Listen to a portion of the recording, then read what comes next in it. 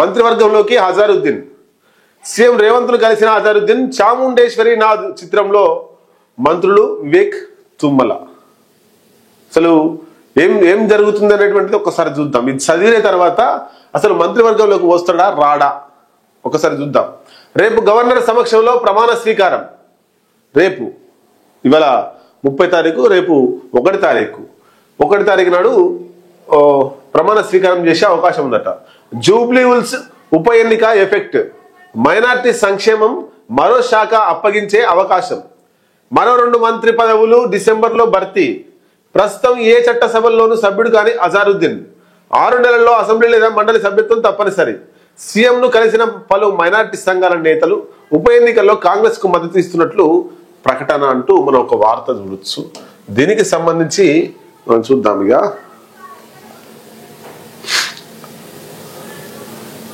అయితే Jubilee hills లో అజారుద్దీన్కి మంత్రి పదవి ఇస్తే ఓట్లు పడయా అనేటువంటిది డిస్కస్ చేసే ముందు ఒక్కసారి ఆయన ఎమ్మెల్సీ కాదు, మరి ఎమ్మెల్యే కాదు, మరి ఎట్లా ఆయనకు మంత్రి పదవి ఇస్తారో అనేటువంటిది కూడా ప్రశ్న తలెత్తుతుంది. ఒక్కసారి చూద్దాం మనం.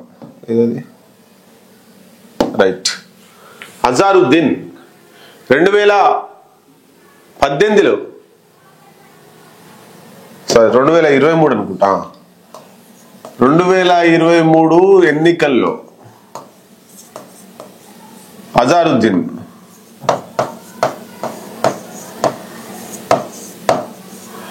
కాంగ్రెస్ పార్టీ అభ్యర్థిగా జూబ్లీ హిల్స్ లో పోటీ చేసి ఓడిపోయిండు.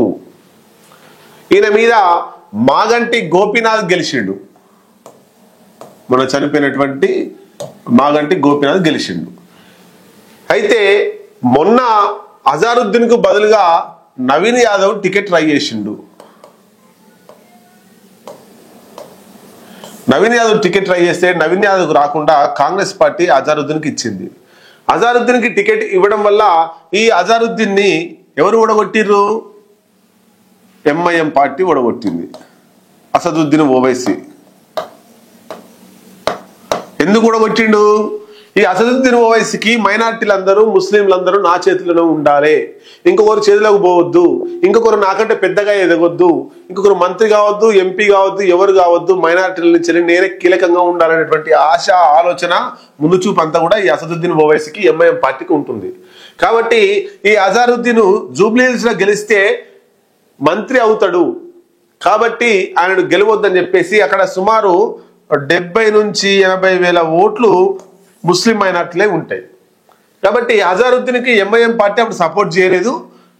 మాగంటి గోపీనాథ్ కు ఇండైరెక్ట్ గా సపోర్ట్ చేయడం వల్ల మాగంటి గోపీనాథ్ గెలిచిండు, అజారుద్దీన్ ఓడిపోయిండు. అంటే ఇంకొక ముస్లిం ఎదగొద్దు అనేటువంటిది ఈయనకు ఉంటుంది.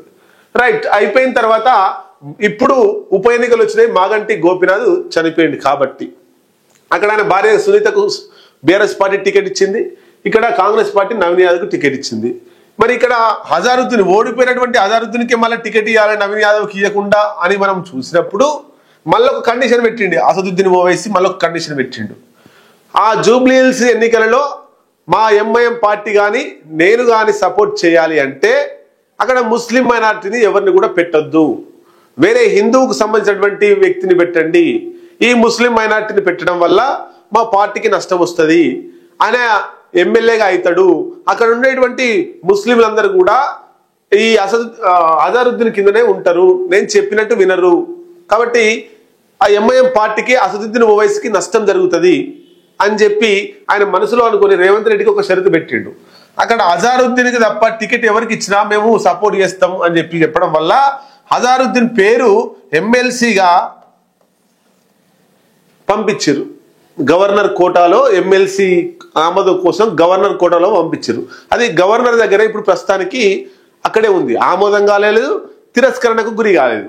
కాబట్టి అజారుద్దీన్ తప్పించి ఈ నవీన్ యాదవ్, అసదుద్దీన్ కు నవీన్ యాదవ్ కు మంచి దోస్తాను ఉంటుంది. ఎందుకంటే 2014 ఎన్నికల్లో నవీన్ యాదవ్ అంట ఆయన ఎంఐఎం పార్టీ తరఫున పోటీ చేసి ఓడిపోయింది. అక్కడ MIM party candidate Naveen Yadav ఒకప్పుడు. కాబట్టి ఆ దోస్తాను అప్పటిని కొనసాగుతూనే ఉంది. కాబట్టి నవీన్ యాదవ్ కు ప్రపోజ్ చేసిండు. నవీన్ యాదవ్ కు టికెట్ ఇవ్వడం వల్ల ఈ 70 నుంచి 80,000 ఓట్లు నవీన్ యాదవ్కు నేను వేపిస్తా అని అసదుద్దీన్ ఓవైసీ మాట ఇచ్చిండు.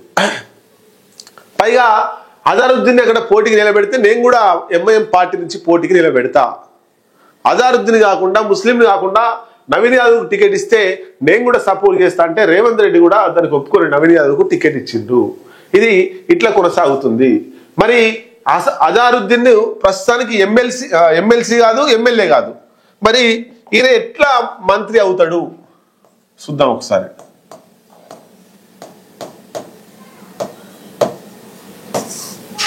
అయితే ఎమ్మెల్యేనే ఉండాలి, ఎమ్మెల్సీ అని ఉండాలి. ఈ రెండు కాకుండా మంత్రి పదవి ఎట్లా ఇస్తారు? ఎన్ని ఖాళీలు ఉన్నాయి? 3 ఖాళీలు ఉన్నాయి.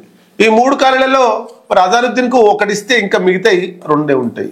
అయితే మంత్రి పదవిగా ప్రమాణం స్వీకారం చేసినప్పటి నుండి 6 నెలల లోపు ఏదైనా ఒక చట్టసభ నుండి ఎన్నిక కాబడాలి. అప్పుడు ఆ మంత్రి పదవి అట్లాగే కొనసాగుతుంది.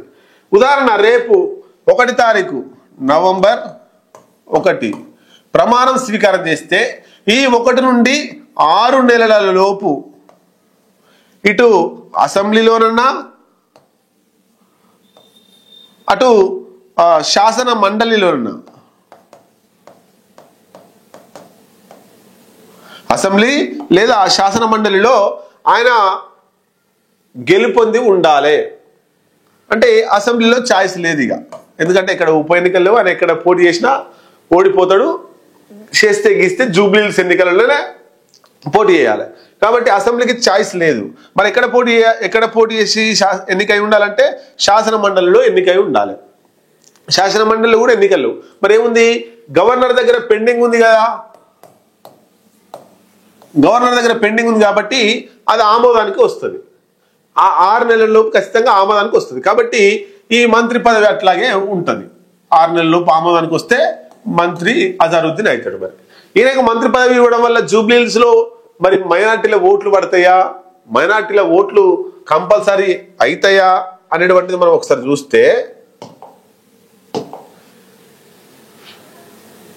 ఇగో నెట్ స్లో ఉందండి. రైట్, జూబ్లీహిల్స్ లో కాంగ్రెస్ కు ఓట్లు పడతాయా? ఒక్క సీటు కోసం కాంగ్రెస్ పార్టీ అతి ప్రయోగాలు చేసి ఇబ్బందులు పడద్దు. హుజురాబాద్ ఎన్నికల్లో ఈటల రాజేందర్ను ఓడగొట్టడం కోసం దళిత బంధం తీసుకొచ్చి చింపి షాట దర్వాజు చేసి ఒక వైపు బీఆర్ఎస్ పార్టీ ఓడిపోవడానికి కారణం దళిత బంధే. అంటే అప్పటికప్పుడు ఆ ఎన్నికలకు ఏదైనా ప్రయోజనం చేకూరాలే, మా పార్టీ అభ్యర్థి గెలుపొందాలని చేసిన ప్రయోగంలో కేసీఆర్ దళిత బంధు తీసుకొచ్చిండు. దానివల్లనే రాష్ట్రం మొత్తం ప్రభావం పడ్డది, ఒకరికి ఇచ్చి ఇంకొకరికి ఇవ్వకుండా. అట్లా మరి ఈ ఉప ఎన్నికల్లో మంత్రి పదవి తీసుకొస్తే అజారుద్దీన్కు ఏమన్నా ఉపయోగం జరుగుతుందా అనేటువంటిది మనం చూద్దాం.